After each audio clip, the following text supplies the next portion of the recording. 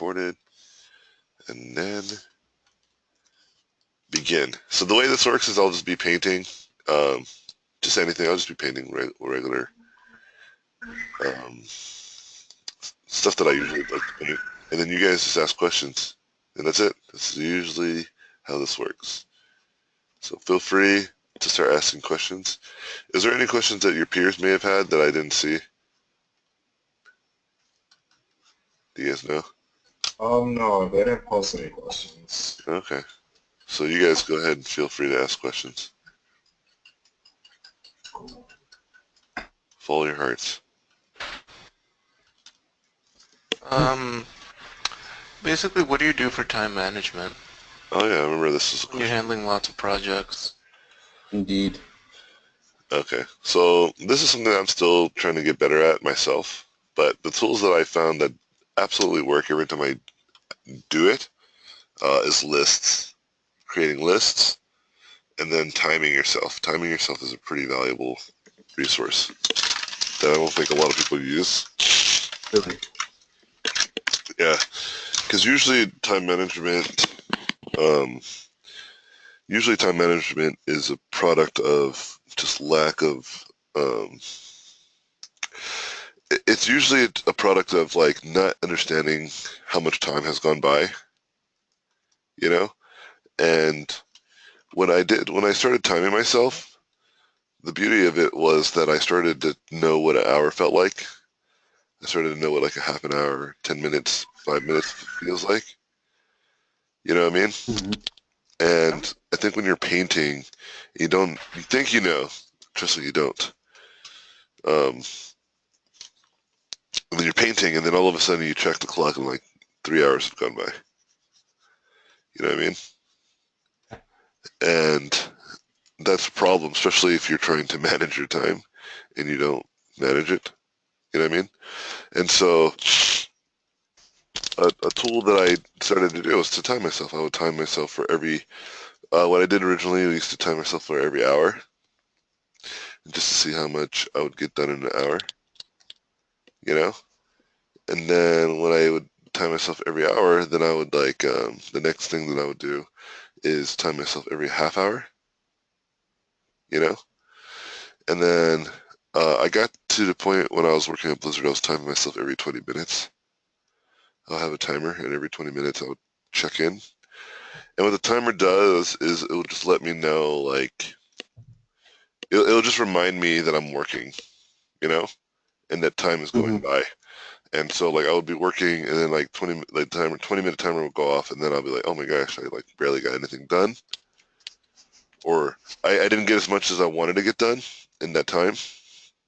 So then I just move a little faster, you know, the next 20 minutes.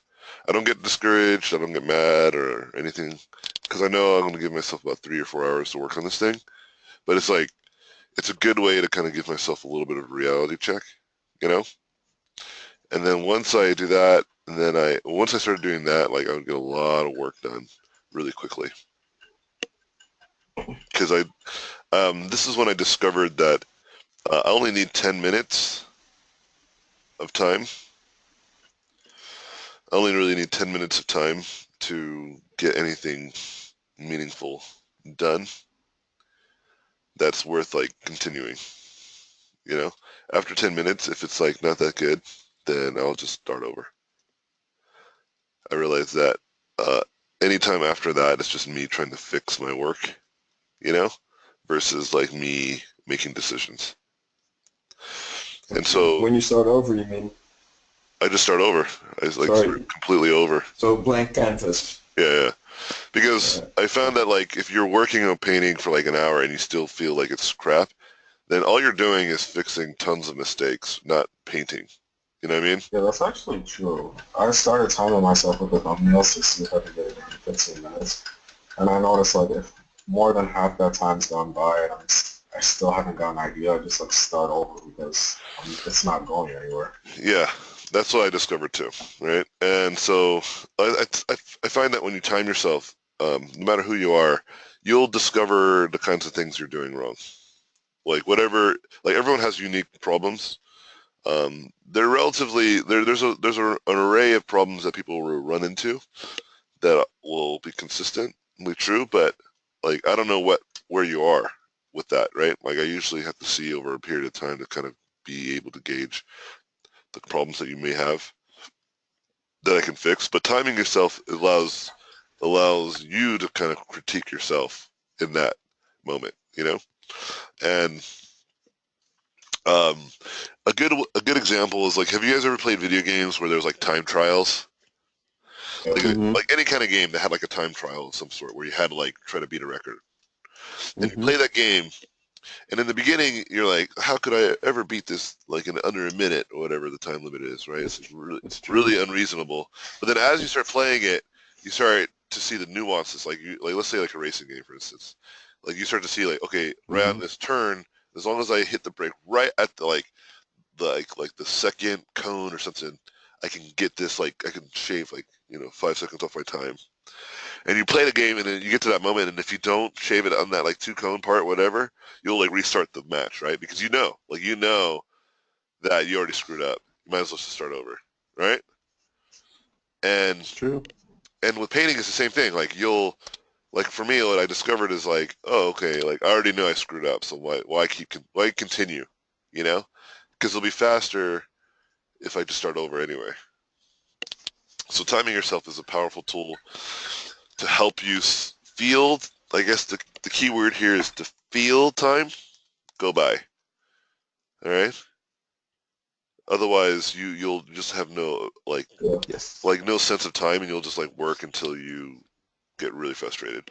But if you have like a time limit, you're like, and here's a keyword like you should always be easy on yourself. Remember, like it's just a matter of time for you to get better on anything. So don't get too frustrated, right? But timing yourself allows you to be a lot more objective, um, more often. Okay, so that's the first key. So that's a really powerful tool. Okay, the next powerful tool is giving yourself an agenda, like saying, okay, today I'm going to try to get this and this done, right? And then I'm going to do it within this time limit. And that way, like, so if you're really good with timing yourself, and then you're good, like really good at understanding how much time goes by when you work, right? Like like you can get a painting done in like 2 or 3 hours. That's something you know about yourself, right?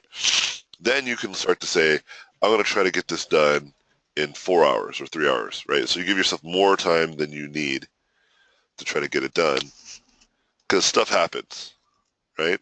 So Mm-hmm. you're just being alert that things happen throughout the day that you might not be able to control, but reasonably you can still get it done regardless. And if nothing happens and you're like you do your thing and you get it done sooner, then you have that time extra, you know, to do whatever you want. Like I said, like when I first started making lists, One. I discovered when I started making lists, I discovered that I was trying to do too many things in one day. So when I started reducing that to a reasonable amount of stuff, well, I discovered like I can do probably maximum 2 things like with confidence in a day. Um, and if I had a lot of things uh, off my plate that day, I could probably do 3 things. But that's it. I can't do 4. I can't do 5. I had to do like 2 or 3 things. And it may seem like, oh, well, like I have like 100 things I need to get done. But if you say, no, if I just do it spread it out throughout the day, then I'll be fine. Or throughout the week or whatever, I'll be fine. And it usually worked out. Like for instance, like a lot of you guys will be like, okay, I have let's say I have 50 thumbnails to do. Right? None of you guys have that, but let's say you did. You're like, that's so many. You're like, all right, but if I only did 10 thumbnails a day, and it takes me about 15, let's make it easy. Let's say it takes me about, yeah, 15 minutes to do a thumbnail, right? So that's 2 thumbnails every half an hour, four thumbnails an hour, right?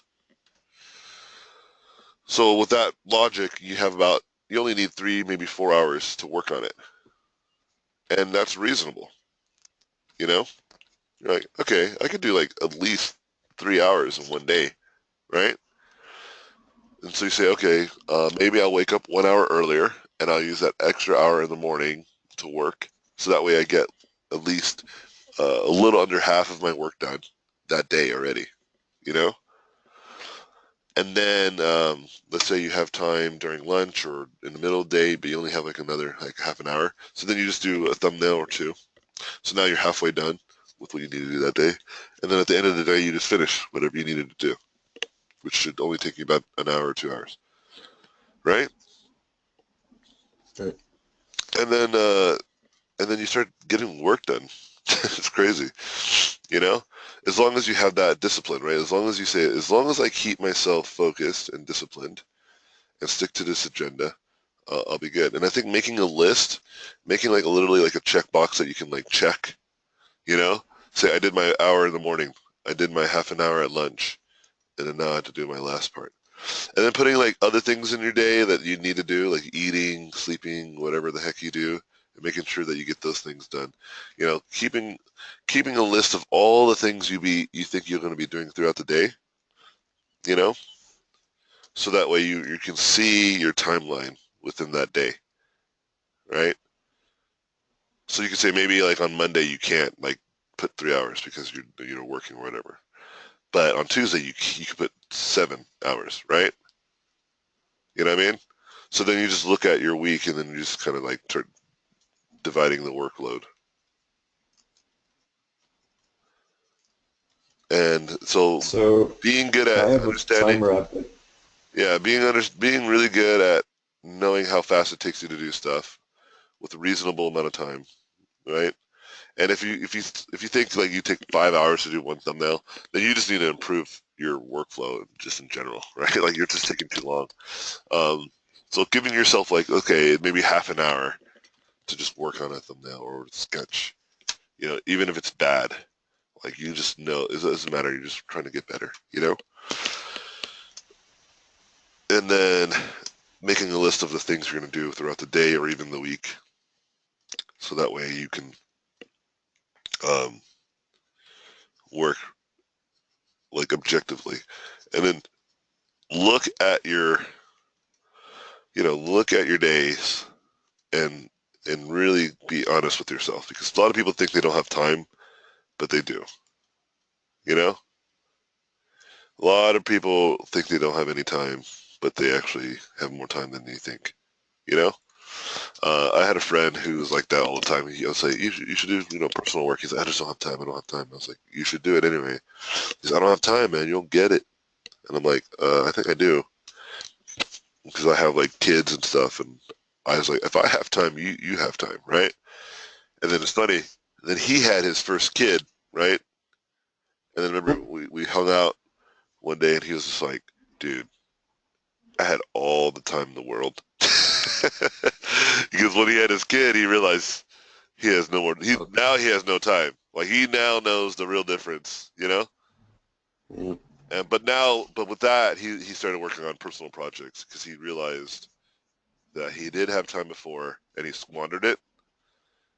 So ironically, when he started to have limited, like actually limited amount of time, he started working better, you know, because he felt that if he thought he didn't have time before, you know what I mean, he was wrong. So he basically caught himself in his own excuse, right? And sometimes that happens. Like like you guys have experienced this. Either you are the one that received this type of advice, but ignored it, and then if something happened and you're like, oh my gosh, I was totally wrong, right? Or vice versa, you told somebody something and then they just don't listen to you, right? Until something happens. So this happens with me and my wife a lot. It's so funny. Like I'll tell her something, but then like her friends will tell her the same thing, and then she'll like, oh, my friend told me this thing the other day. And I'm like, what? I told you the same thing, like literally a month ago. You know. So sometimes you just gotta let people experience it for them to really trust you. You know. Um, you guys are my students, so it's a lot easier for you guys to just trust a lot of my insight.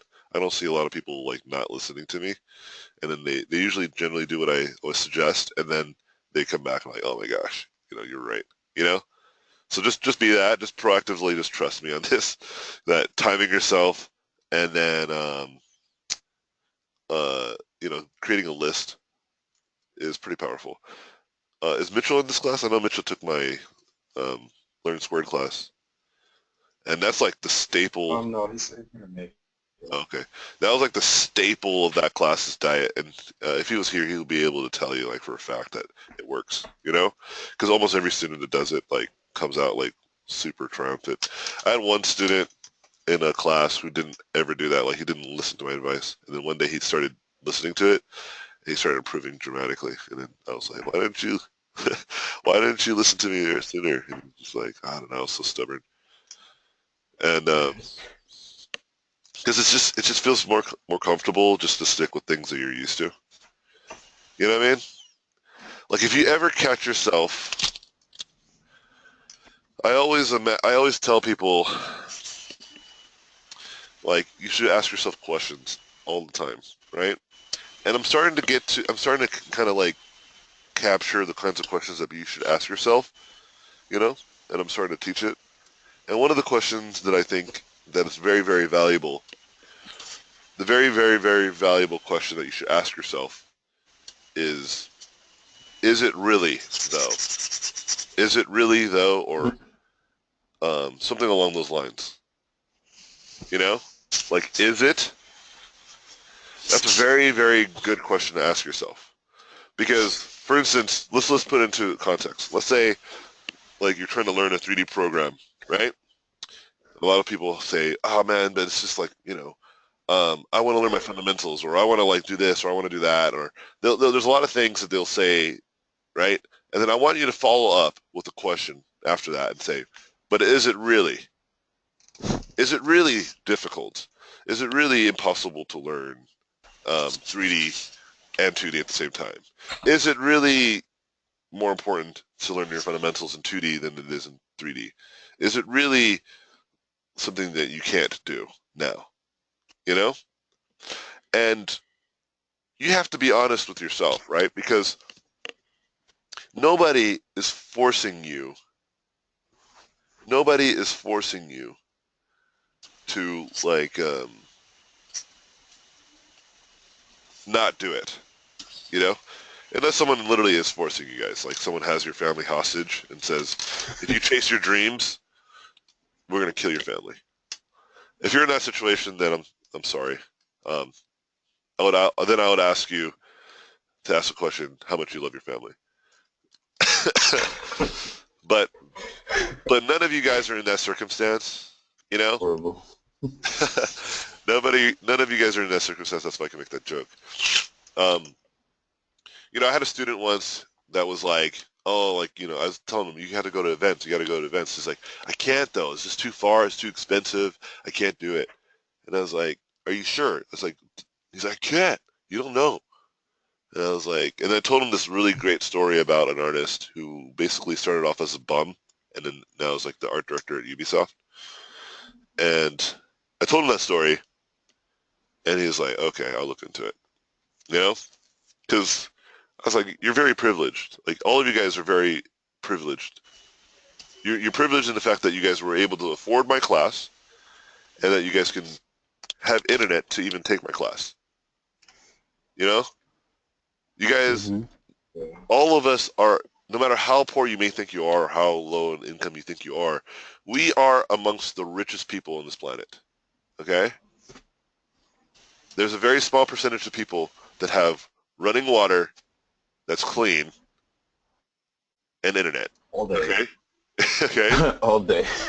Yeah, all day. Yes. Oh, seriously. There's places where they cut off the water run. No, this is very, very true. Like, it's very hard to, contextualize that because we don't see it, we don't experience like real poverty, right? All the time. So I kind of put that perspective to him, right? I was like, dude, like, you were able to afford my class, you can afford going to an event. Just save money. Just save your goddamn money, Just be responsible with your income for a little bit, and then just come to an event, And he's like, okay, I'll look into it. And then the next week, he came in and he's like, I'm going to CTN. And I was like, what? He's like, yeah, I actually looked into it. I can afford it. I can totally go. The tickets are not as expensive as I thought they were. He's like, the only thing is I don't have a place to stay. And I was like, you can stay with one of us. I'll find you a place to stay. And he's like, then I'm going. And he went, changed his life, right? And so I always tell people, like, is it really though? You know, like, you have to ask yourself that question often, because your brain, if you understand this, then this is something that I learned reading a book.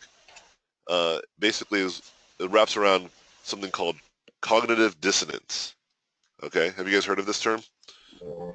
Yeah. For those of you who Yeah. haven't, basically, Yeah, exactly. Yeah. yeah, basically, it's your brain having an argument with yourself, itself. Okay, you see this a lot with like very religious people. Okay, super religious people, where you present them with like logical arguments or factual and logical evidence that contradicts the things that they believe, but their whole life they believe this, right? And then their brain, on one part of their brain is like, that makes sense, but the other part of their brain is like, nah, fuck that. And the nah, fuck that part of your brain wins every time. Okay? Like your impulse wins every time because at a um, at a survival level, it makes sense that that works better than the logical part of your brain. Let me explain to you in a scenario why survival-wise that makes sense. Because if you're in the jungle and you're a primate, and you're like this half, like you're this human, like with no tools, no internet, you're just basically living in the wild, and you have like wind blowing or something. But anyways, a bush starts to move. Okay, a bush moves in the distance, so your brain has a few things to think about, consider. Okay, so let's play out the first scenario. Your brain says it's a motherfucking tiger. Get the hell out of here, right? And because you've seen tigers jump out of bushes before, and you say, well, it's something dangerous. Maybe you haven't, but you just brain just default says it's dangerous. It's something dangerous. And then you run. So let's say that it was literally just the wind. Okay? So this is a negative positive because what ends up happening is that even though the results are negative, even though they could be like, even though your reaction was not necessarily logical, right? You survive because if it wasn't a lion or a tiger, you're fine anyway, even if you stayed, right? But if it was a lion and tiger, then you Right. saved your life, right? Okay, now let's play out the other scenario. Mm-hmm. The other scenario is the one that kind of thinks it through, right? So the other scenario is that you see a little tumbling in the bushes, and you say, "Oh, okay, it's probably the wind. It's most likely the wind because I felt the wind. Like all the facts point to wind, right?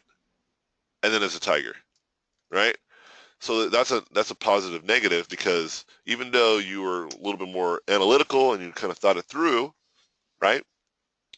If it You wasn't did. if it wasn't a lion or tiger, then you're fine and you're reasonable and sensible. But if it was, if there is a tiger, you're dead. Yes, exactly. So as a evolutionarily speaking, that's how we survived, right?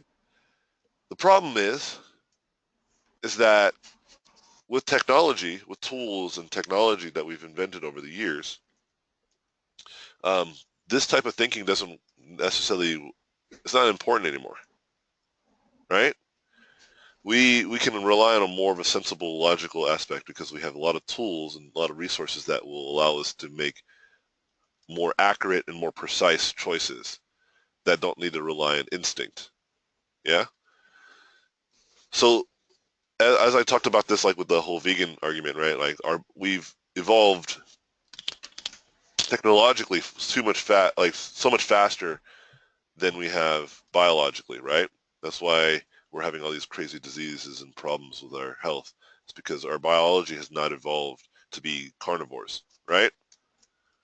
We're very similar to our primates. We're even similar, very, very similar to rodents, right?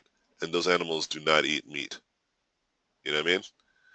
And so, like they do lab tests on rats for a reason, because we share a very, very common ancestry, right?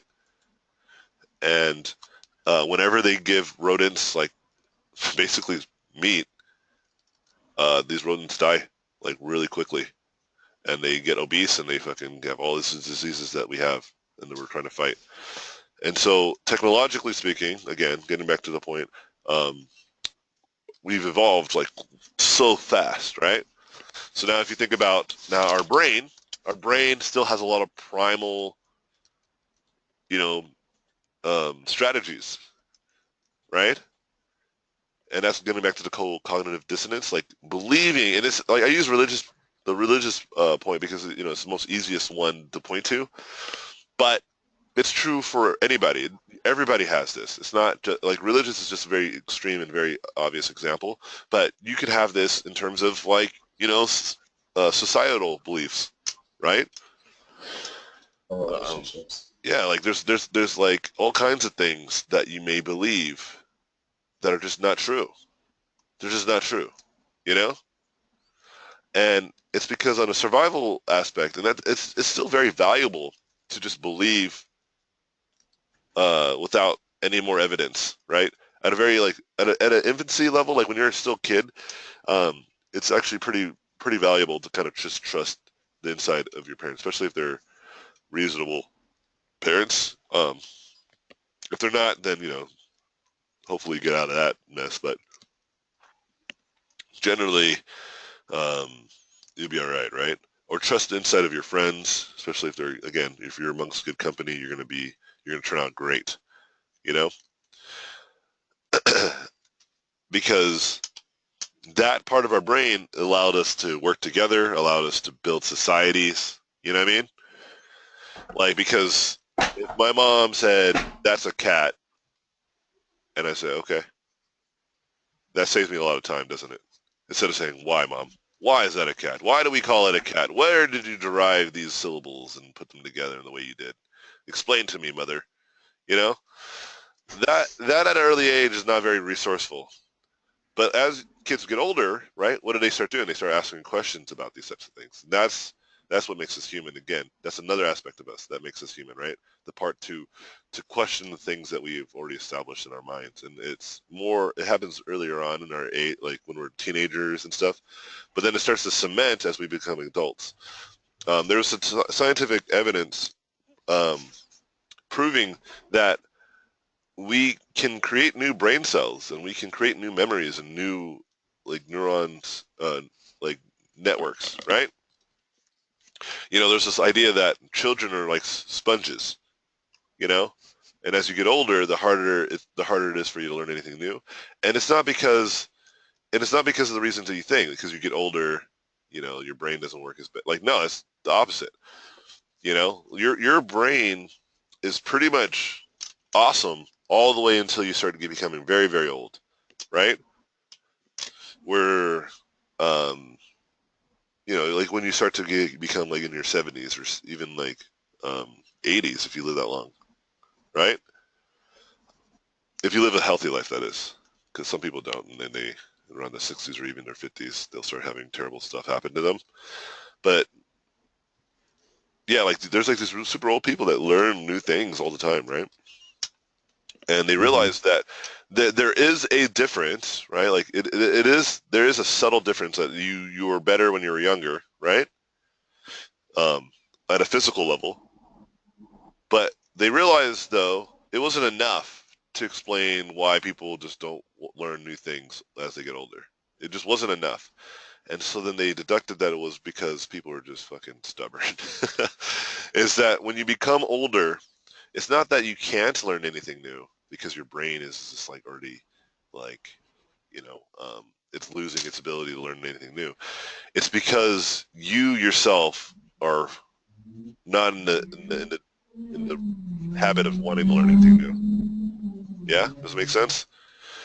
you've already established these preconceived notions, and your brain likes it. Your brain is a big fan of just like, oh, that's how we see the world? Cool, let's stick there. Let's stay there. That's like some grandmas are like still super racist, even though they're really sweet. You know? Because, they grew up in a time where racism was fine, you know? And it's kind of okay that like old people are racist and stupid in a lot of ways because, they grew up in a different time. It's not entirely their fault, right? But at the same time, we're not going to let them off the we're not going to let them off that easily, right? But it makes sense. Like it's okay, like because they're going to die, and this new generation, like my kids won't understand why people were racist ever. You know what I mean? My kids are going to grow up in a world where that's just silly. Like they're going to grow up in a world where like, well, gay people they couldn't get married. That was a thing. Just like we look today, like people used to enslave each other, like that was a thing, Like women couldn't vote, like that was a thing. Like women weren't allowed to like have jobs, like that was a thing. Um, you know, and it's because, we grew up in a different time. We had an opportunity to educate ourselves differently, right? You still have those extremists, but it's like widely accepted that racism and discrimination is pretty bad. You know, Mm-hmm. it exists. It still exists, of course, but generally speaking, it's just it's going away. It really is, and that has a lot to do with because people's belief systems are different, right? And so, getting back to the whole point of like this whole like discussion, though, like my point is that the more you are able to just say like okay, my brain is really good at like storing information, right? The question is, was that information that I stored worth keeping or worth believing? You understand? And saying something like the question that I said before, is it really though? Right? Is a good is a is an opportunity for you to open a conversation with your brain and saying, I appreciate you, brain. Thanks for, making my life easy for a lot of ways, but perhaps this thinking is wrong. You know? Like I used to believe that talent was a thing, that people who are generally talented. I don't believe that anymore. I know for a fact that that's just not true. That yes, people are born differently, and people have their strengths and weaknesses, right? But talent, talent isn't a thing, right? If we're going to use the word talent, I think talent would be better suited if we were to use it in the way that I think of it, which is talent. If you say, hey, you're really talented, you should really basically say you're very skillful, you're very knowledgeable, right? Like you have earned your skill and your knowledge at these things. You know what I mean? Versus, oh, you're so talented. Like I can't do that because I'm not talented. If you say that, you're basically saying that, oh, you're so talented. I can never do that because I don't like to work hard and I procrastinate and I'm stupid. You might as well say that. And I don't think anyone would want to say that about themselves, right? Whenever I drive an Uber and I tell people what I do and they're like, oh man, I can never do that. Like I always tell them, yeah, you can. You totally can. And I use Did examples you like, ever I'm sorry, say again? did you ever have people angry at you for trying to claim that talent doesn't exist? Because I've had that happen to me a lot. No, you can tell by the way I talk. I'm very charming, right? Like I have a way of explaining things that people don't get pissed, right? Like I almost convinced like a group of my friends last night to be vegan, you know, and they were just like, dude, like normally when I talk to vegans, like I get really angry, right? And I was like, yes, I agree, as I understand, because these vegans usually they're like, you're a fucking idiot, like you're destroying the world and everything is like, like you're killing all these animals. It's really extreme. And I was like, but they're not wrong. It's just too extreme, you know? Like, it's almost like a lot of vegans forget that they were not vegans at one point, right? Like they forgot, like it wasn't like that long ago that I was just scarfing down like Korean barbecue. You know what I mean? And Mm.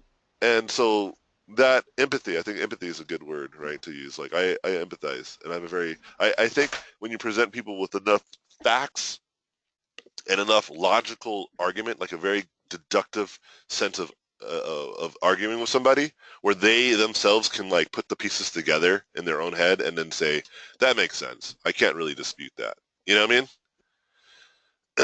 Then you don't have people argue with you a lot, right? Like if I tell people, like I say, do you think Kobe Bryant is talented? And then they say yes. It's like, but did you know when he first started, he was one of the worst three-point shooters, and then for about a year or so, he would show up to the gym and shoot three-pointers every day until he would make about 300 points, right? But he would shoot every three-pointer would be considered 1 point. So you have to make 300 three-pointers, basically, right? He would do that every day for like a year, I think. And that's easily like a few hours of just trying to make that many shots, right? and and then the next year when he played again, he was like an extraordinary three-point shooter, right? And I tell people that story, and they're like, "It's like, so do you think that was talent, or do you think that was hard work?" Right? And they're like, "Oh, that's clearly hard work." You know? So you look at like Usain Bolt. You think Usain Bolt is just a really, really fast runner? Like he didn't practice at all. Like he didn't train at all. He just decided to do Olympics and then was really good at it. No, no one ever would believe that. No one will ever will be like, yo, that's he worked for it, right? And I was like, yeah, well, that's the point. You know, he has advantage, right? He has slight advantages, muscular advantages, and like even where he lived helped. You know, all these things add up. But the reason why he's the fastest person on the planet is not because of those things specifically. You know, one of my favorite runners when I used to run, Steve Prefontaine, he he was asked one day, he's like, what's your secret? Like, why do you keep like demolishing these people in like the 5K, the 3 mile run, right? Like, how do you keep them? Like, he would be like full half a mile, like quarter mile in front of people every time he'd finish a race, right? And they're just like, how do you do that? Like, how do you like what's your training regimen and what do you do differently, right? And he said, I don't train differently. I train just as well as everybody else. Like everyone else trains. Like I know people that train harder than me, right? He says, I know people that have better technique than me. I know people that have better strides, better hearts. He's like, that's not what makes me beat them. He's like, what makes me beat them is that when it starts to hurt, when I start to hurt, when it starts to feel bad, like when I feel like I'm gonna die, I'd run harder, and that's why I beat them. Because when they feel the pain, they start to slow down. When I feel the pain, I run faster. Because I know they can't handle the pain. And I'm like, oh shit, that's dope. You know? Yeah, yeah. Right? And I think there's a documentary about him. It's called Without Limits, I think. And it basically, he that's what he said made him run better than everybody else. It wasn't that he was more talented. It wasn't even that he worked harder than them. He just was stronger than them. You know, his will was stronger. And there's a good example. There's a true example of this. There was a race where he broke his toe and it was bleeding, and he still beat everybody, and he ran on his broken toe the whole race. Right? And like after the race, he took off his shoe and like it was like gushing blood and everything, and everyone was like one of his his people that he was racing against was like, you were running on that the whole time, you know? Like he was like he couldn't believe it, right? And oh yeah, and I think he also beat his own record too. He like beat his record and he beat everybody in the race on like a broken toe, you know? And so like, whenever I tell people stories like that, I tell people like anecdotes of other artists that I know that are just extraordinary and they went through much worse things than I did. You know what I mean? I also talk about like I had a friend who was like, well, what about Mozart? Mozart was a prodigy. He was like composing songs when he was like 3 years old, right? And I was like, that is a good argument. I can't really dispute that. That's very, very fair point, right? So I did what he didn't do, which is research Mozart's life, right? I went after that. I was like, well, let me figure out, because there's always, because like, is it really though, right? Like that's going back to that question. Is he really a prodigy, right? Like, is it that simple? And so I went and looked, and apparently it was not. His parents were both great musicians. His older sister was a great musician. He was surrounded by great music and musicians literally his whole life, right? And his father was also one of the greatest instructors, like one of the greatest teachers of music. So you have that accompanied by your whole family, as musicians, especially when you have an older sibling. Like my son, whatever my daughter does, my son wants to do. You know what I mean? Especially at their age, like they're very young, you know? So when you have people in your family love music, play music all the time, like he would used to just sit down and just listen to his sister play music for hours, right? And like his father would teach him and his sister how to play these instruments for like every day for hours, and he would make it fun. And then eventually his son was like making his own music around the age of 5, not 3, apparently. 3, he was practicing and playing music around like 2 to 3. That's when he started. So about two years of just hardcore training with like some of the greatest musicians in the world, right? He started composing music, and his dad would write it down. You know? So yeah, he wasn't a prodigy. Not at all. If he was surrounded by farmers, he would not be the great musician he is today. It's just not how it just doesn't work that way. You know what I mean? He wouldn't have just been like, there's a deeper meaning to my life. I should be playing music. No. It was his circumstances, and since he was surrounded by it, and also that he had a true passion for it because his family did. He was born and bred with that passion. You know what I mean? That's a deadly combination to be a great musician. You know? A lot of people talk about Leonardo da Vinci being a prodigy. Same thing. He started like painting when he was like in his early like when he was like, I believe when he was like 10 or earlier than that.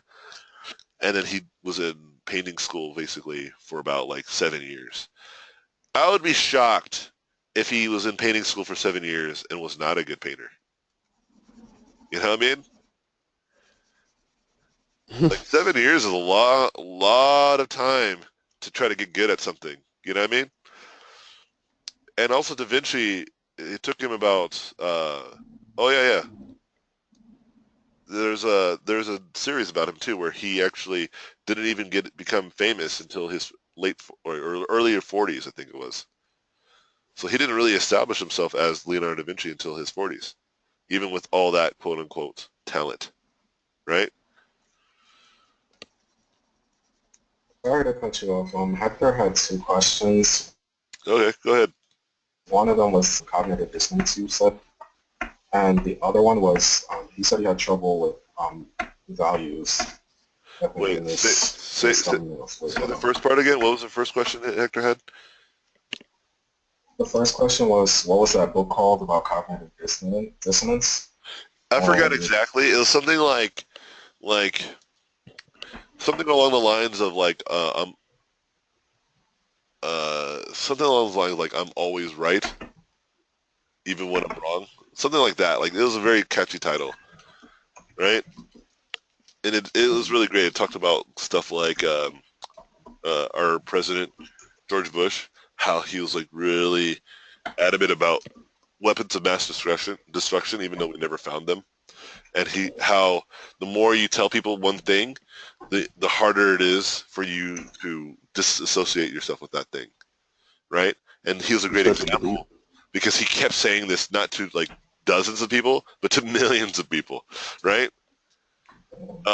And then they segue from how that makes sense when you start to think about Nazis. Like, how could something so like Nazis could have? How could that happen? How could you take so many people to believe such a terrible thing?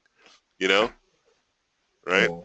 And it was like it was talking about how like yeah, like if you kill one Jew, you know, maybe you didn't want to, you didn't feel good about it, but then you kill another one and another one, and then if you kill enough, then you're like, yeah, they are scum, they're fucking dirt, right? Because your brain does not want to face the fact that maybe you're fucking wrong, because that's a terrible thing to be wrong about, right? You know, Yeah. luckily for us, there were some Germans that clearly saw how terrible that was, right? There's some Germans that are like, this is really awful and saved a lot of people, you know? But unfortunately, there wasn't not enough, right? Luckily, we ended the war with, again, a terrible weapon, but it could have been really bad if we kept fighting for another year, right?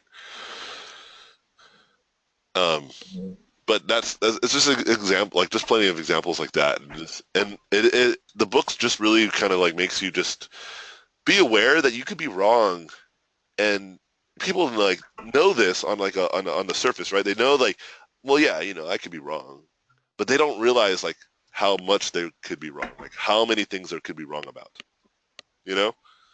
And so that's why I always suggest my students just to ask yourself that question, like, is it really though, right?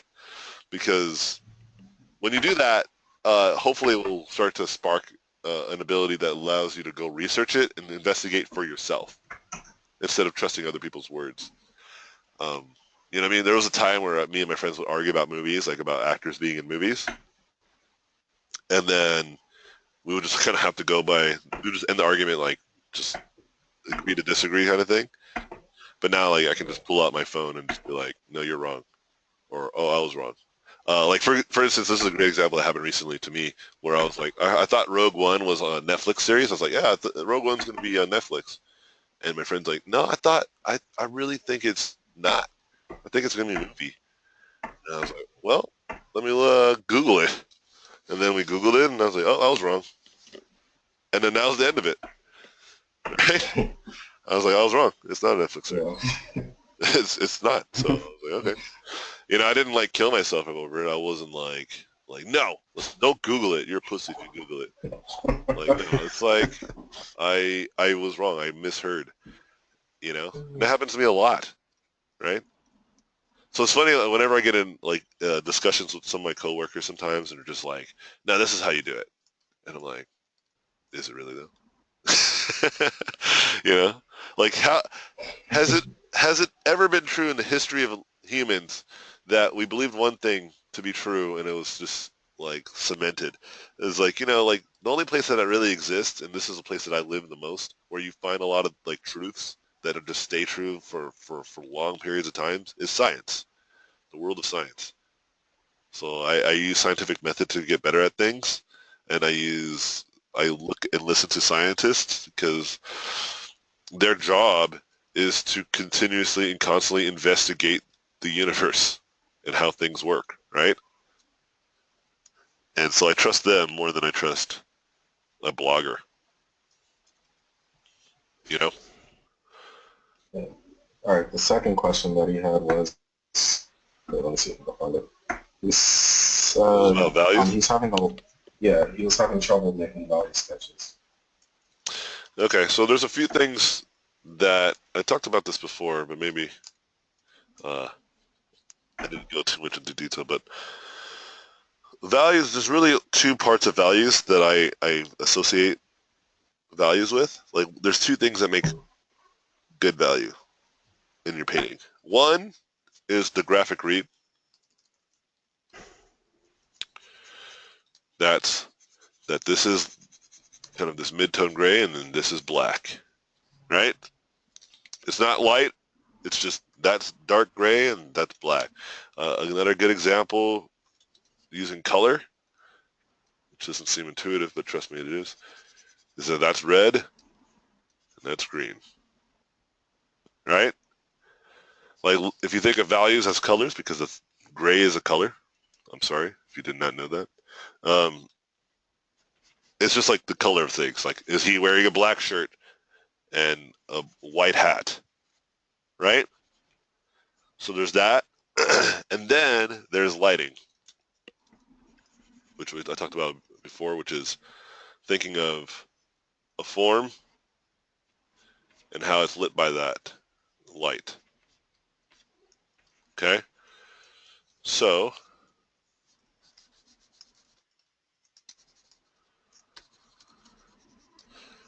let's take a sphere and let's do something like this where I break it up graphically. Right, Pokeball? Yeah? There's a black stripe with a white circle. Circle-ish. Yeah? And then we'll light it.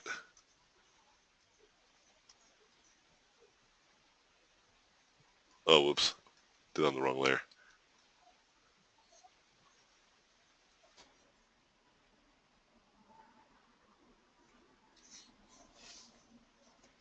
Oh, here, this would be better, actually.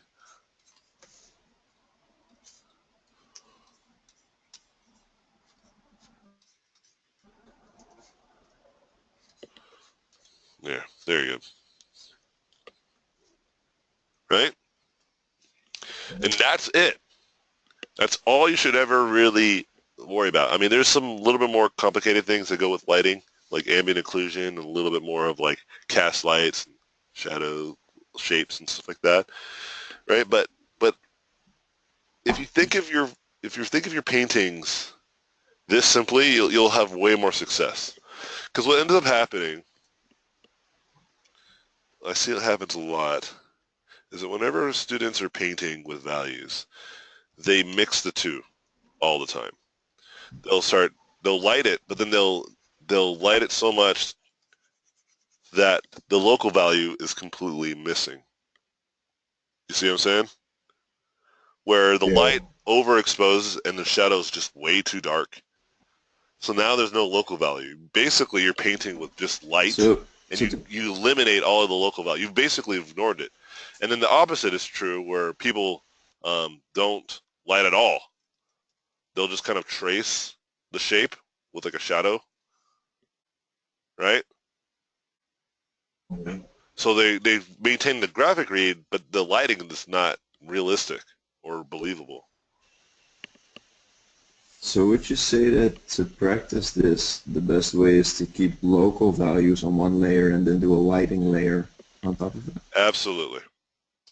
Practice painting graphically, and then practice painting lighting. Like both of those things separately, and then put them together.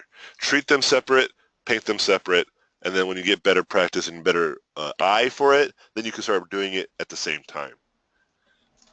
You understand? Cool, thanks. Yeah, because if you look what I did go here, I did actually put no lighting on this character. Not really, only like right here, like on his neck.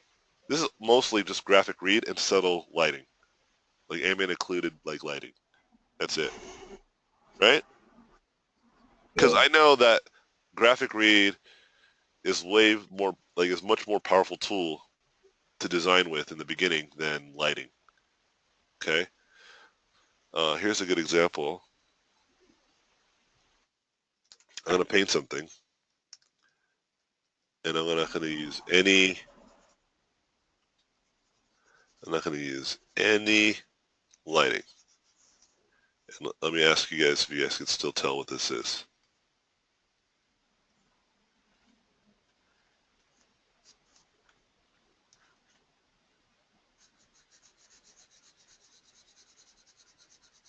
Jacket. Yeah, so far so good. Jacket. Got so excited. Calm down.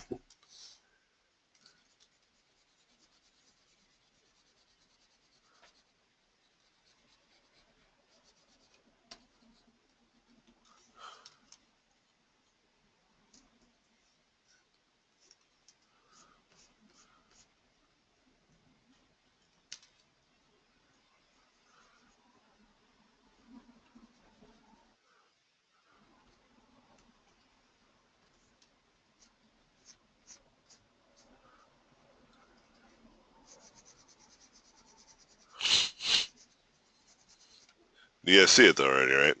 Pretty much just like a person. A jacket, t-shirt, and some pants, right? Yeah. There's no lighting at all. You're almost there, Hector. It is almost an alligator. It still can be. I mean, I can still draw an alligator face if I wanted to. Right? And this is, I did a study a long time ago of like street fashion, and I still remember this specific image because I drew this. Because I was going through like different ways of like trying to paint like street fashion. And when I painted, I started a method where I was like, I'm going to focus on just the shapes first, and then I'm going to paint the lighting, whatever. And when I just was focusing on the shape, I was like looking at what I see like here, and I was like, wow, like just the shape without any like lighting already looks very convincing, you know? And I was like, man, like I don't think I need to actually light this. I think if you just nail shapes, then you get a lot for free, you know? And and then I started noticing this to be true with some of my favorite artists. Jeremy Geddes. There's a painting that I show people all the time that he does, or that he did.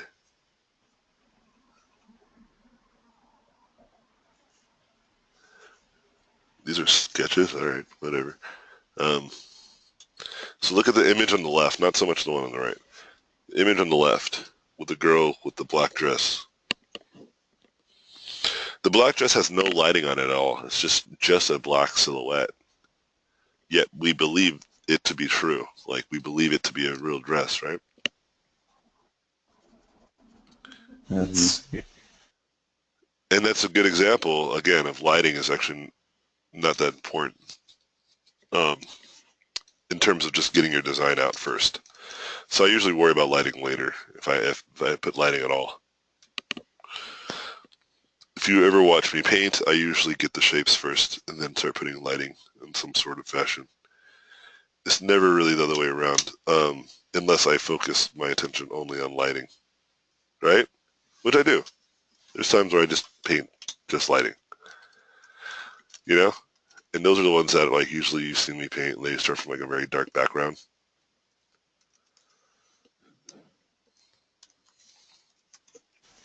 I'm just wondering a real quick question regarding the timing yourself. Would you say that 30 minutes is a good uh, piece of time to start with? Yeah. Whatever you feel comfortable with, I would say anything over an hour is too much time. I think like when you try to do anything past an hour, then you're giving yourself too much time. You want to give yourself something that's going to challenge you, yeah, but at the same time, something that you can reasonably work with, right? It's challenging enough that you'll grow from it, but it's not so challenging that you'll give up so easily and say, fuck this, right? Like don't try to do things in under a minute. That's can be really hard. Um, I do paintings now.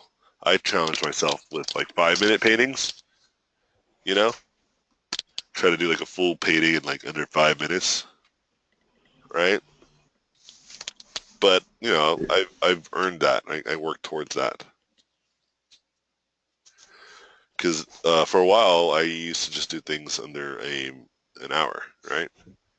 Um, Bob Ross, one of the fastest painters that you'll ever see, he used to have a lunch hour which was about an hour, and he would have a half an hour where he would actually eat his food and set up his paints and easel, right? And then also he would do a lot of plein air painting, so basically he'd paint outside, right? So he would have very limited amount of time because lighting would change often, right? So he would do that every day for like years. Like he would only like have an hour out of his day, you know what I mean? And he got really fast.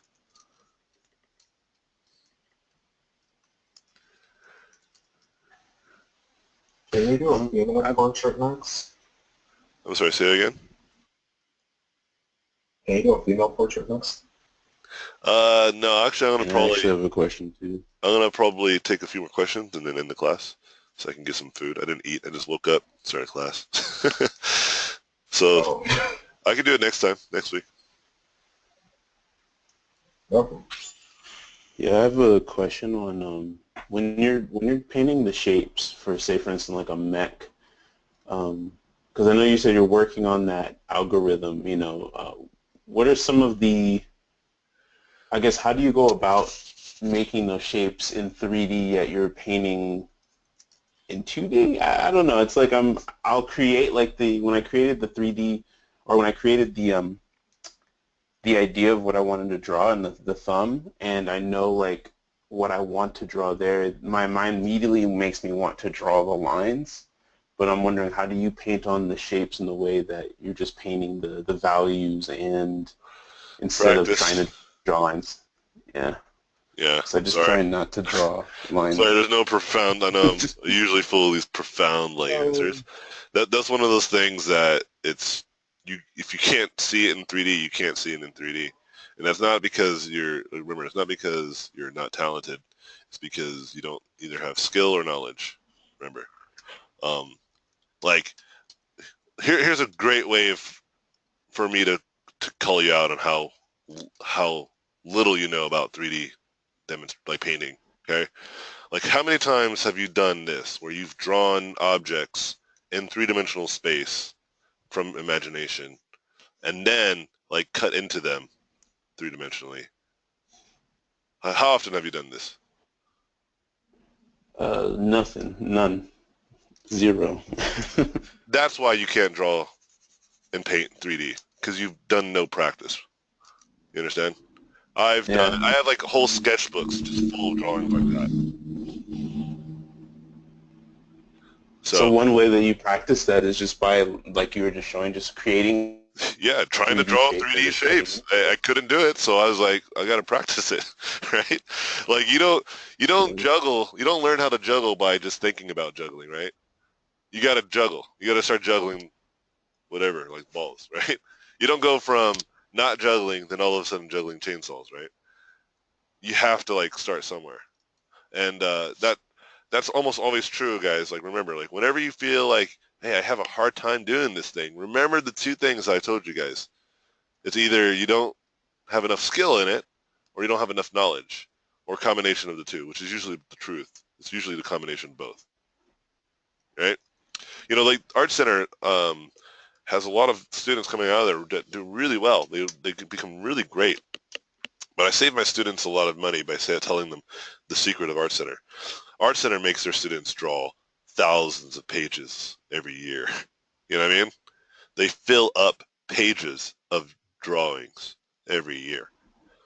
I had a friend, he went there and he showed me a stack of sketches he did for one class. You know those like 11 by 17 like print papers that you can buy like at like, you know,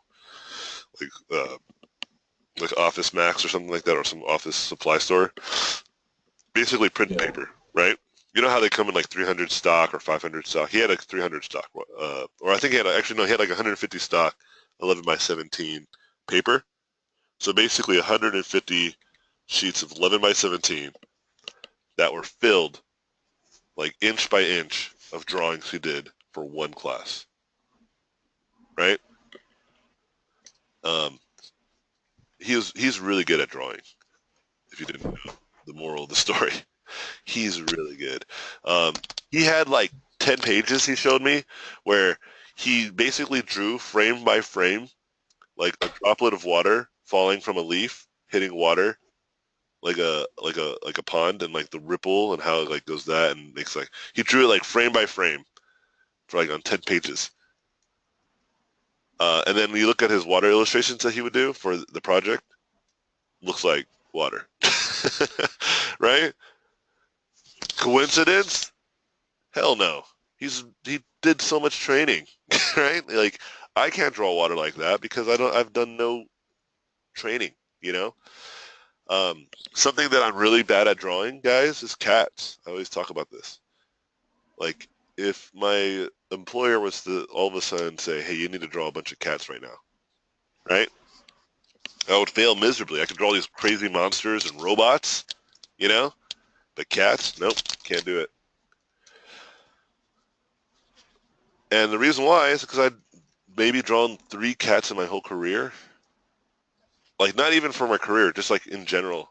Just drew a cat. And never were they like realistic. They were always like cartoony. Right? So why would I ever suspect that I can all of a sudden just draw cats? You know? So you have to ask yourself that same question, right? Why are you suspecting that there's some sort of secret to being better at drawing 3-dimensional shapes when it could just be as simple as you just didn't practice it enough? You know? And it's usually that simple, unfortunately, guys. Right. Like, a lot of, like I told you, throughout the class, I'll be answering a lot of your questions, and usually I'll point back at you and have you ask the question of, how much have you done it? And you'll be like, oh, man, I didn't do anything. And so what are you expecting me to all of a sudden tell you something that's going to make you amazing overnight, right? But with that being said, because I like to teach people how to fish, not give them just the fish. You know, have you heard of that analogy where, like, you give a man a fish, you feed him for a day, you teach a man how to fish, you feed him for a lifetime? So that's me teaching you how to fish, right? So now let me give you the fish, which was just fill up drawings of this, like just draw shapes in 3 dimension. Look at photos, right, of 3-dimensional objects and just try to draw them too. Right? Like, try to imagine 3-dimensional objects often, right? And then cut into them a lot in perspective. You know what I mean? Whenever you draw a shape too, like, try to avoid like a square. Try to draw a cube.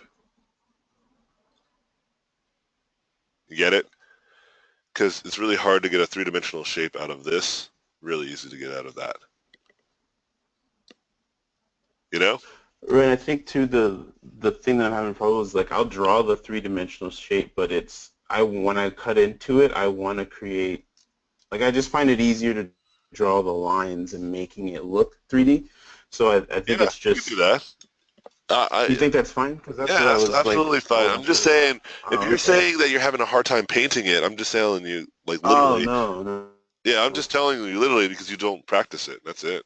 And if you have a hard time seeing it, it's because you don't practice it. It's like, you just, like, remember, your brain is really good at storing information, right? And a lot of that information is just super subtle, you know? It's like, it's not enough to really make anything with, you know? Your brain doesn't want you to think any more than it has to, right? And so you have to train your brain to be able to take in some new information and use it. Okay. Yeah, because I thought when I would see you draw, like when you would draw your head, like the mech heads, or when you draw like the, like the mech armor, it looks like you're not really drawing lines. You're just drawing. When you're drawing the next value, are you just trying to stay within? I don't know. Maybe I'm not framing the question right. I think it's just when I look at it, I always just draw the lines and then I try to draw the. Yeah, it's because you don't see it. I was trying to move to a way where it's. Yeah, you literally can't see it. Like, you can't see it until you see it. Right? Until I draw it, right. Yeah. So that's why I have to. And so you have to practice the ability to see 3-dimensional shapes without drawing like a blueprint of it. Like, that's what I did. I used to draw in line too, but I just trained myself out of it. That's it. Like, there's no secret to what I did. Like, I just fucking grinded, you know? And now I can see 3-dimensional shapes. And I just did exactly what I showed you. I use a lot of techniques too from old classical painting, like chiaroscuro, like using light and dark all the time. But I use perspective. Perspective is a really powerful tool. But yeah, I mean, like, I just have a lot of practice. Well, challenge accepted. Yeah, you just gotta practice. AJ, actually, I had a question. Yeah, go for it. No, you don't, Gabe. I actually That's have a my turn. question. I don't know why you said actually. Interesting word to use. I actually have a question. You could just said I have a question. I appreciate you, though. Continue. Sorry. Um, how do you stop critiquing others and focus on yourself? What? Without being too harsh on yourself as well. Just stop critiquing others. Just stop doing it. Wait, Like Yeah, if but it's almost involuntary.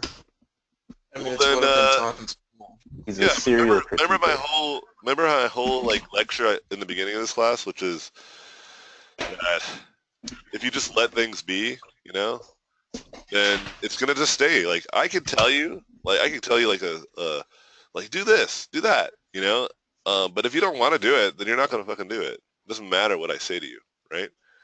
So so if you don't want to like be critical of others like often, um, maybe create rules for yourself. Do something. Start somewhere, right? Build a habit towards removing that, right? Like if you don't want to be that guy, like I call them backseat designers because they never like work, but they just like critique everybody else, you know? Like backseat drivers where they're not really driving, but they're like constantly telling you how to drive. So it's like backseat designers. I had a friend who did that. Like it was so The funny. worst. He I was like painting this painting, and then every 5 minutes he'll like tell me like, "Oh, I don't like that. Like you should move that over there." And I was like, "Oh, okay," and I'll do it, right? Um, and then like 5 minutes later, he'll be like, "Oh, dude, like you should add that. That'd make it so much cooler." And I'm like, "All right." And he'll do that every 5 minutes, and I realized because he was watching YouTube videos, and after the YouTube video be done, he'll like look over and see what I was working on. Like so every 5-10 minutes he'll like critique me, and then like I think it was like the seventh critique that he did. I like I stepped away from my chair, or I pushed away from my desk. I mean, and I looked at him and I was like, "Dude, like, leave me the fuck alone." I told him like exactly those words. I was just like, "Dude, like, stop.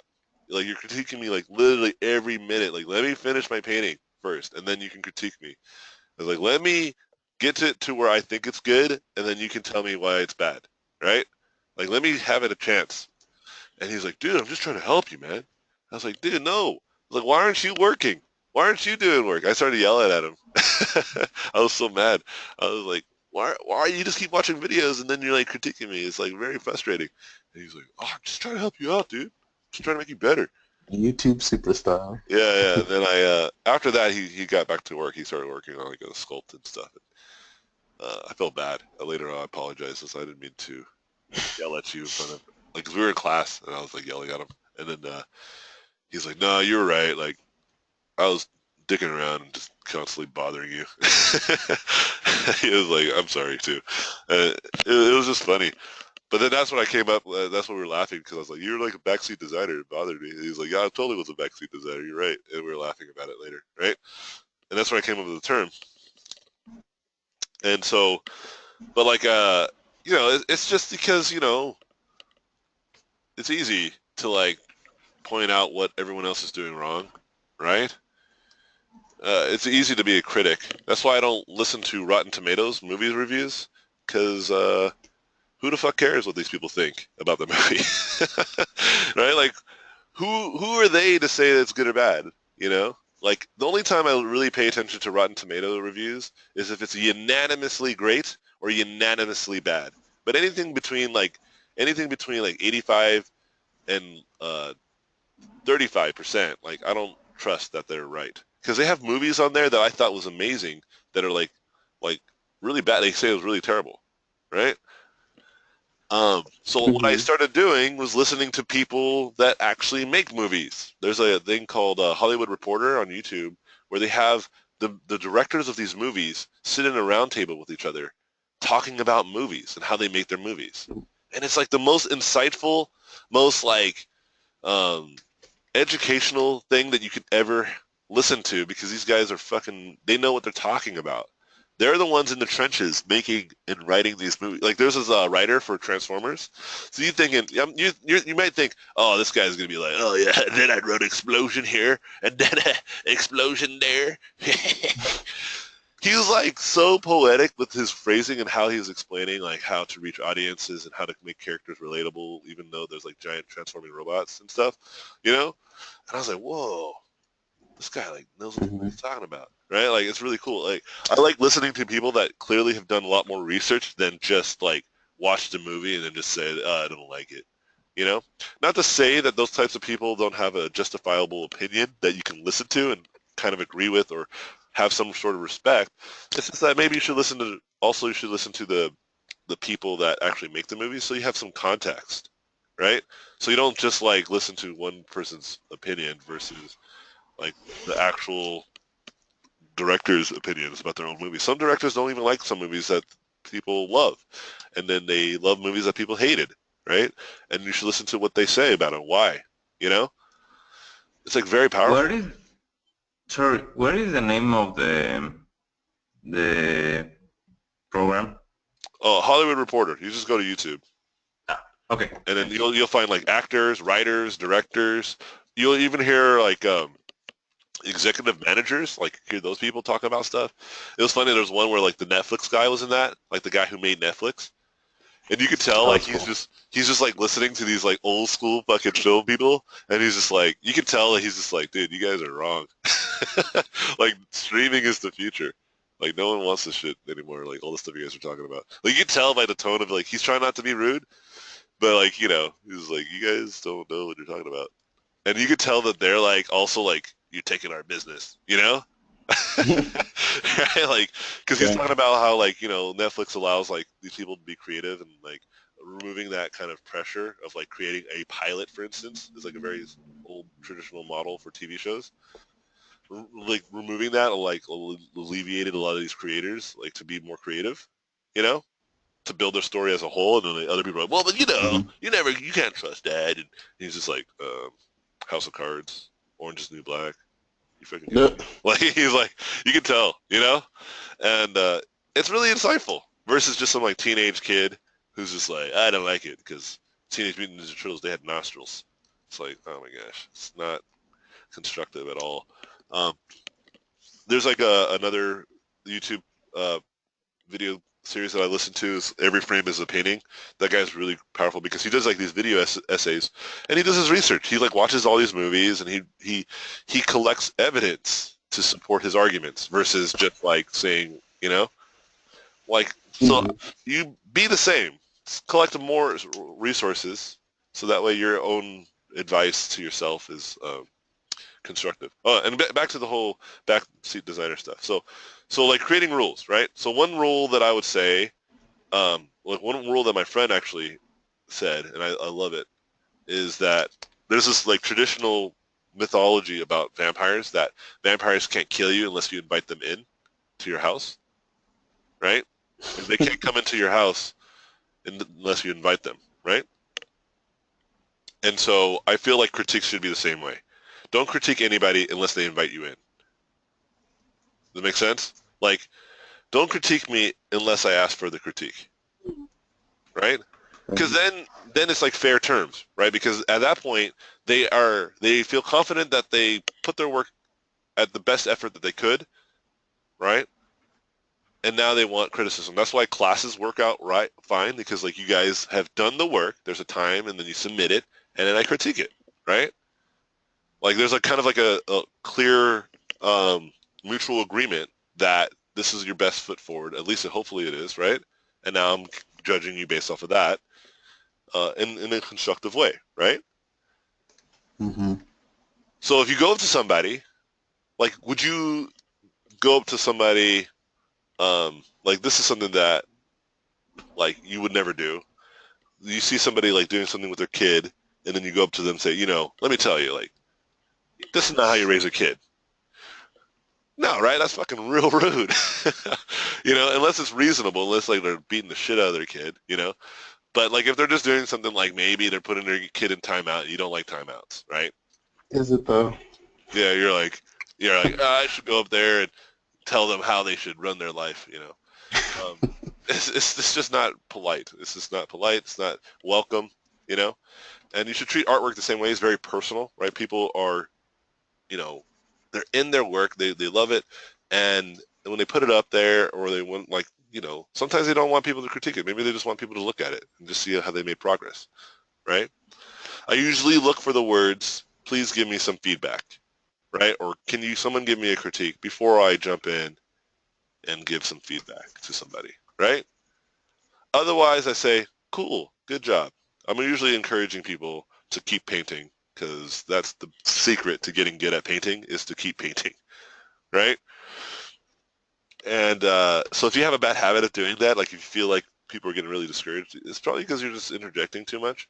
And in terms of being too hard on yourself, that's just because you're gauging. You have really good taste usually, and you're gauging. You're comparing yourself to the really great artist, right? In a very terrible way. You're comparing yourself in a way that you're like, look, they're so much better than me. Like, I'm so bad. Versus thinking of, well, they're really good. That's something to aim for, and I have a long way to go. So I just got to keep trucking along, right? It's just really about perspective of thinking about the situation because both circumstances are relatively true, right? Like that person is so much better than you. That is true. You can be upset about that, right? But it's also true that it probably took them like a long period of time, probably years, to be that good. So they might need you to also take a few more years to get better, right? So you just got to pick a side, right? It's the whole the glass is half empty or is it half full analogy, right? Because it's both of those statements are true, right? So it's just about whether you want to be a little bit more optimistic or you want to be a little bit more pessimistic. I like to tell people that I'm a realistic optimist, right? I'm realistically optimistic. You know what I mean? And the message I want to say about what I'm saying, like with these two words, is that I am very skeptical of things. I look at the world as it is as best I can, right? But I look at the bright side of stuff. I try to find the sunshine, you know? But I'm not disillusioned that there's parts of the world that suck. Some people have really bad circumstances, you know? I'm not living in a world where I don't see the bad, you know? But I know that if I only focus on the bad, nothing truly constructive comes from that. If that is my only focus, right? Because I always try to find reasons to keep painting, not find reasons to stop painting. You know what I mean? Because I know one simple fact, which is the more I draw, the more I do something, the better I'll get at it. So if I find reasons to stop, then technically I'm also creating barriers for me to stop being good at painting. You understand? Because even if I feel shitty right now about my painting, the fact that I'm doing it in the long haul is making me a better painter. Right? Because I know that someone else is going to stop. Right? And the fact that I didn't means that I'm that much more further than they are. You know? Even though I feel shitty. That's why I tell people, don't let motivation or inspiration don't let those be your tools. Remember I talked about this before? Because those tools aren't reliable to keep you painting, okay? Because there'll be days where you won't be motivated and there'll be days you won't be inspired. So let something very simple like persistence and patience be your tools. Knowing that just the fact that you keep doing it is making you better. Okay?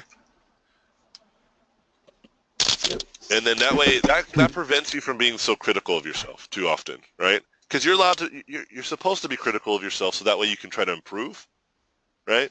But you don't want to be so critical that you just don't want to paint that day. You know what I mean? Or don't paint at all that day. That, my friend, is the worst thing you can do. Okay? And you don't want that to be a perpetuating thing either. You don't want it to be like, oh, I didn't paint yesterday. I feel real shitty, and then I don't want to paint today now because I've just like you don't want to be caught in a perfect storm of like procrastination, right?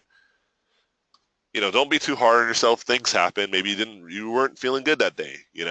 Like, allow yourself to train yourself to become better about just working, even if you don't feel like it. You know, that also takes practice, right? I had a student that was like that, like was like so discouraged all the time that he wouldn't turn in anything and it just would not work, you know, because he felt so shitty. And I told him, I was like, do me a favor. All I want you to do is every day just draw 1 hour. That's it. Okay? For 1 hour, draw whatever you want, study whatever you want, no limits. Okay? But that's the only limit, is that you have to do something for about an hour. And he's like, all right, I can do that. Right? I was like, I don't care if you feel real shitty about it. I don't care if you feel great about it. I just want you to just spend 1 hour. And then he all of a sudden started doing tons of work for the class towards the end. You know? And because he realized that he was truly shooting himself in the foot by not doing anything at all. Right? He realized that just even if he didn't have any like agenda, the fact that he was just drawing would inspire or create an instance where he'd say, oh, you know, let me try this, you know? And then he started making a habit, and he started drawing every day for an hour, and then he would start spending 2 hours every day, he said. And then I think the last class he spent like, he was spending all his lunch hour drawing at work, and it was like consistent, like he was able to keep it going. Okay, so in terms of like critiquing others, the key word I guess for that would be polite, you know, and then like be invited to murder someone first, and then in terms of critiquing yourself, don't be too hard on yourself. You know, you're still learning, you're still growing. Don't worry about it. Just remember a simple fact that the worst thing you can do is to not do anything. Okay? That is single-handedly the worst thing you can do. You can study wrong, you can practice wrong, but that is, like I mentioned before, is like a great way of process of elimination. You just start eliminating bad habits, right? And that again is a very optimistic perspective of that, of failing, right?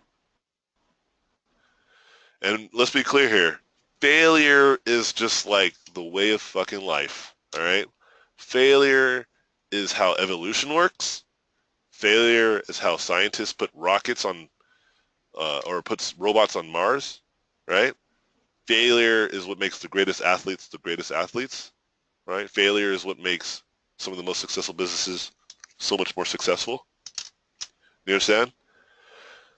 Like, I swear that no matter who you think, like the more successful company that you look at, there will be a part of their life that they failed at something. Steve Jobs was considered like a loser. He dropped out of school, created Apple, but that's not the worst of it. He lost Apple. He lost the company he started. He got kicked out of it. And then he founded a company, or he basically funded a company called Pixar, which was a 5-year company. For 5 years, they were a failure. They were $5 million in debt, right? For 5 years. John Lasseter, the head animator at the company, was fired from Disney. Worked on he built the first, Pixar built the first draft of Toy Story that they pitched to Disney. Disney was going to drop them because it was so shitty. And then, so that was a failure, and then they redrafted the second Toy Story, or the same Toy Story, the first Toy Story, but the second draft of it.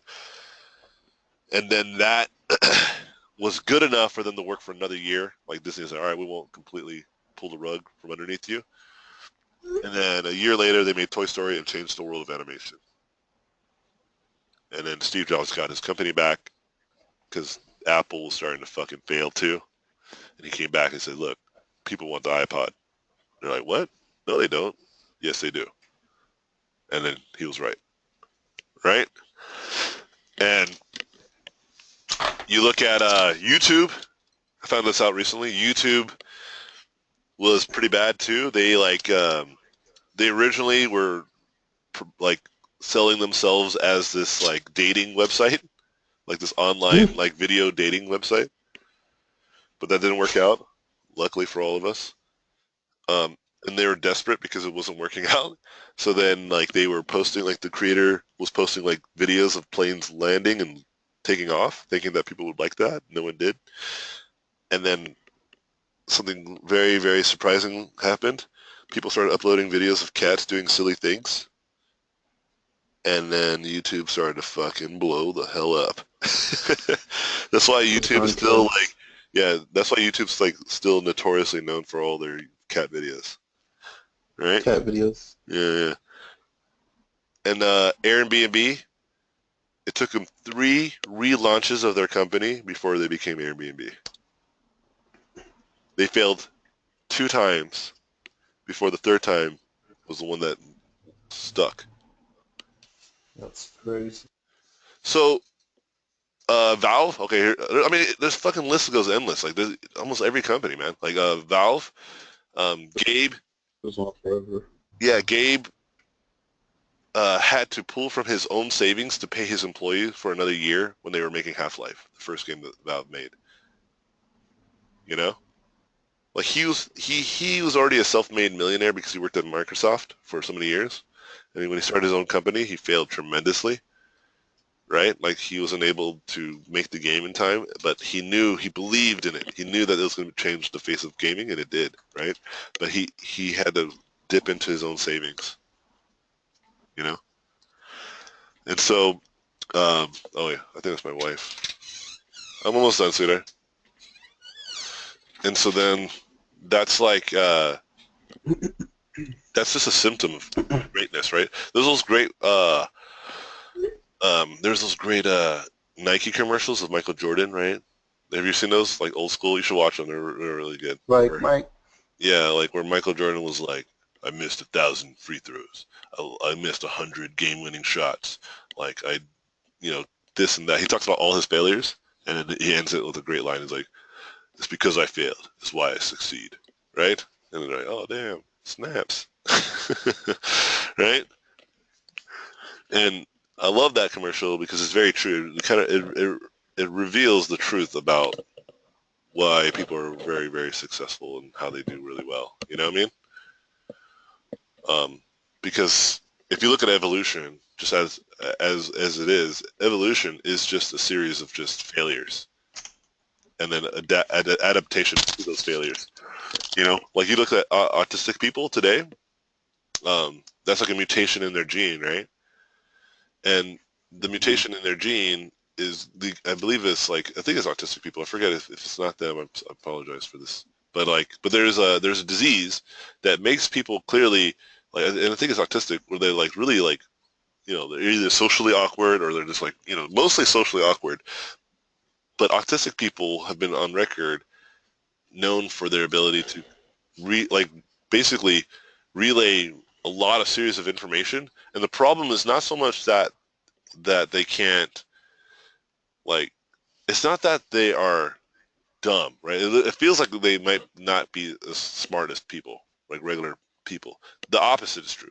Is that their brain is like working better, right? But that's the problem. Is that it's just they are processing so many things. It's that they can't control themselves. You understand? So there will be eventually a mutation, and there probably is out of I'm sure there's been people that have had this mutation where they are basically savants, right? Like they have the ability to process all this information and also not be, out of control, right? There's this really great movie about this autistic person who had like photorealistic memory, right? Like she could not photorealistic, photo memory, like she can remember. You mean Temple Grandin? I think so. And she was able to just draw all these perfect schematics of things that she saw only once, And so what evolution has taught us is that when a species weeds out all the failing traits, right? And then keeps the ones that are most useful.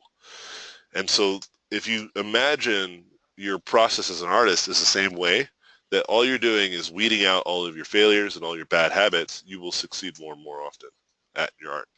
Yeah? Versus, I fail every day, I suck. It's like the worst thing you can do for yourself, because you don't realize that feeling that you're having of failure is a great indication that you're learning something new. you know? And that's why it's challenging. Because if it wasn't challenging, then you're not learning anything new, are you? You're doing something that you already are familiar with. So keep that in mind, guys. I gotta go. Gonna eat. Hope you guys enjoyed the demo. Thanks for great questions. If you guys have more questions, you can ask for next week. So save them. And peace out, friends. Have a great rest of your weekend, and talk to you guys soon. Cheers, Anthony. Thanks. Thanks. Later, guys.